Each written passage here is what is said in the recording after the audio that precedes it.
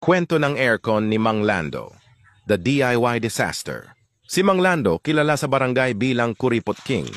Mainit na nga, ayaw pang magpalinis ng aircon. Sabi niya, sayang ang 1,500, di ako na lang mag-DIY. Madali lang yan. Kaya ayon, isang Sabado ng umaga, nagsuot ng short shorts at sandong may butas si Mang Lando.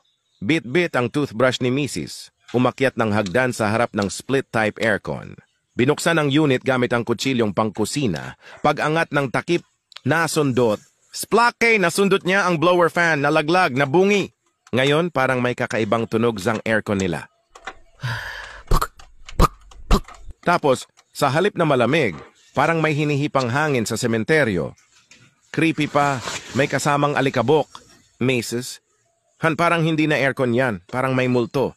At sa huli, tumawag pa rin sila ng technician. Ang diagnosis, Sir, naputol yung blades ng blower fan. Hindi na po ito pwede. Palit na tayo buong assembly. Gastos, 7,500. Stress level, 99%. Toothbrush ni Mrs. Wala na. Moral of the story. Ang aircon, hindi nililinis gamit ang toothbrush. Hindi ito ipinanganak para sa DIY ng mga marurupok ang pasensya. Ipagkatiwala sa legit na technician sa JD Tech Aircon and Refrigeration Services para humaba ang buhay nito at buhay ni Mang Lando. Minsan ang pagtitipid sa mali, mas magastos pa sa huli at sa huli talaga ang pagsisisi.